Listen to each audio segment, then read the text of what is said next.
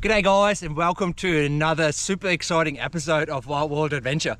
This time I want to show you guys the new addition to the setup, which is my ALMAC foldable trailer. Yep, you heard right, that is a trailer down there, a full complete set that will take my 350 Quintrex Explorer Tinny. So today I'm going to run you through how it all works, how I set it up, how I put it together, and what I modified on this Tinny. Alright, so without further ado, let's get stuck into building this thing together. Compact in size, this trailer only needs a few tools to set up.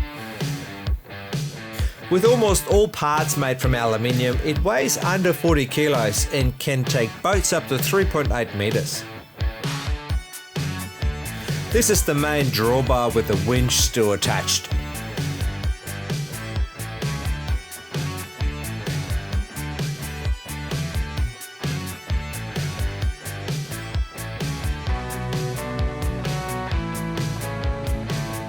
The axle is fitted with a solid bolt and two support braces.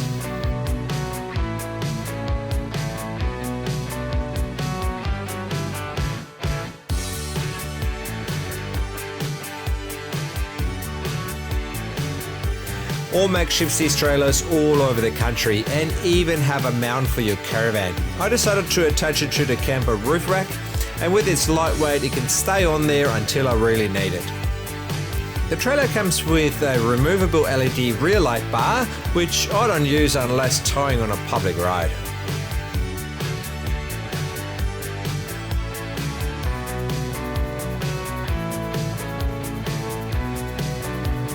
Now all that's left to do is put the tyres back on. They are secured by two solid bolts to the axle. Unfortunately, the trailer has no suspension, so you've got to be a bit careful about where you take it.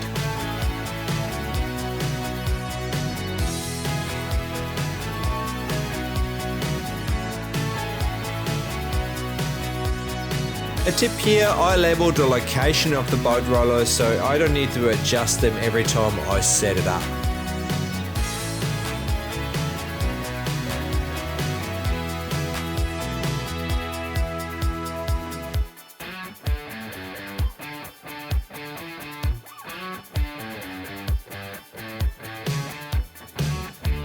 After the assembly, I usually go over all the boats and tighten them up.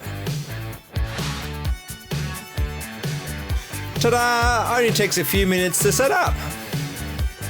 Alright, well that's it. That's the ALMAC foldable boat trailer. What a beautiful beast that thing is, man. It weighs almost nothing and it's super easy to put together. I gotta say though, these little pins here go into two holes. This one here and this one here, and they are quick release bolts. Unfortunately, I've had a bit of trouble with getting them in. I might have to drill that hole out a bit bigger. They're pretty cool. They're stainless steel. They flip in, they sort of lock in place so they can't come out. There's a spring to them, and then makes it a bit more rigid. Although I can still use it the way it is. There is no dramas with it as long as I'm not taking it silly off-road tracks and things like that. So next thing is going to be to put the boat onto the trailer, and I'll show you that next. I made this aluminium support up myself and it prevents the boat from slipping under the ute when lifting. I also hooked up two ropes as a pivot point.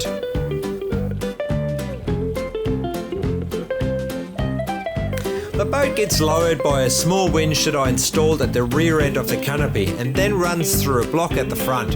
As you can see, the boat pivots nicely and the tow bar support keeps everything aligned.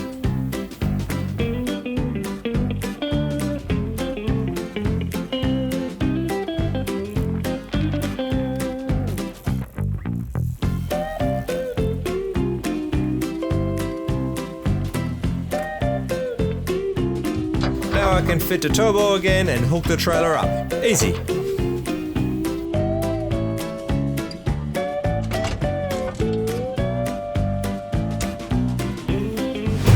Alright, well that's it. That's my little setup, or the basic setup with the foldable ALMAC boat trailer and the 350 Explorer Tinny. And I will show you where I mounted the outboard to the camper trailer, because without that, it ain't going anywhere.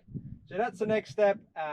We'll take it a bit closer to camp now and then I'll show you a little bit about what I've modified on the inside. All right, let's go.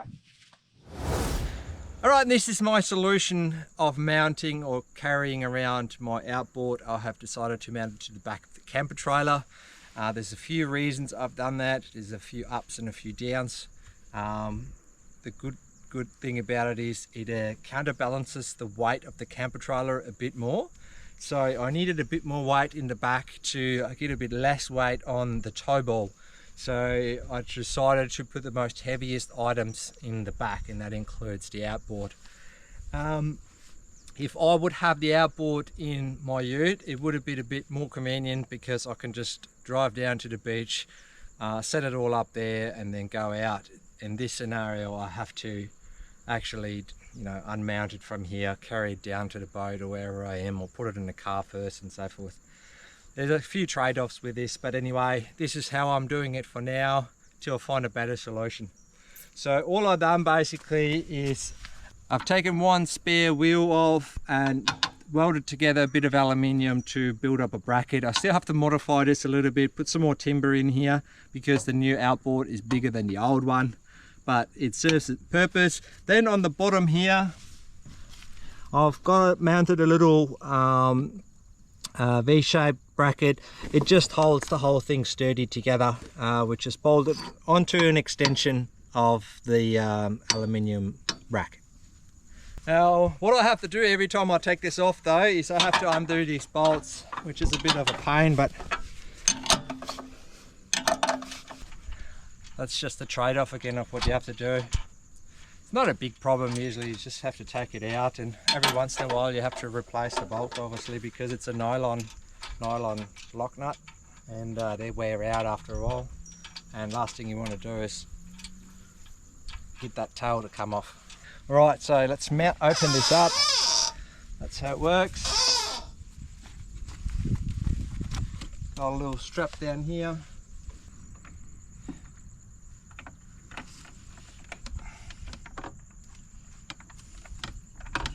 So what I'll do is I'll open this all the way up so it slips straight into the outboard, onto the boat.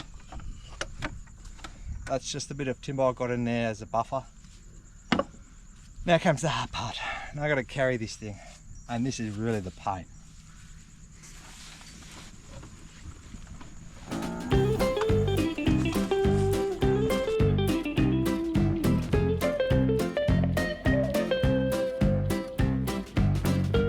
Right, that's the outboard mounted. Let's get into the itty bitty details of it.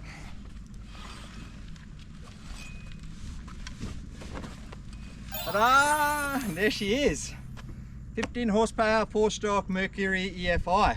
Beautiful little engine. Before that I had a 2-stroke, I think it was a 10 horsepower, and it didn't pull the sausage off the plate. It was just too slow. So this one is just perfectly for this little boat. Instead of screwing the seat down, I have built a timber bracket to hold a quick removal swivel in place. It wraps around the bottom of the bench so it can't fall off.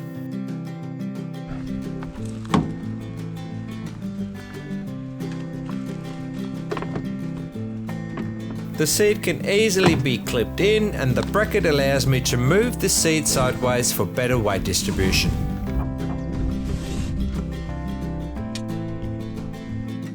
The back is fitted out with rod holders, a drain hose for a bilge pump, and a platform for my fishing gear. The floor as well as the casting platform is made from lightweight rosewood and allows for easy cleaning and better drying. I also got a removable side platform that allows me to keep all my tackle in order and ready to grab in case I do catch a fish. The plastic containers can be closed up in case the weather gets a bit rough. I have opted for a ram mount to hold a 7-inch fish finder and GPS. The cables are secured in the gunwale by a piece of pool noodle that I can also hook some fishing lures to. The transducer easily attaches to the transom with a little bracket and is secured with a screw. To power it all up, I've made a multi-use power box that contains a 12-volt motorbike battery, a voltmeter, a few outlets and a solar charger.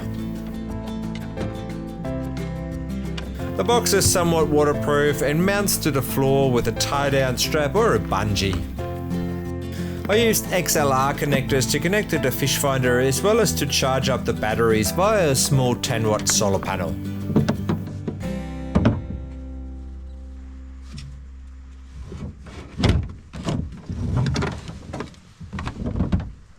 Now this holds all my safety gear, and just in case I am actually catching a fish, it acts as a cooler bag as well. That is if I catch a fish. So I usually just grab that and stick it in the front here, out of the way. So this platform also holds an esky if we take it, and I basically tie it down here.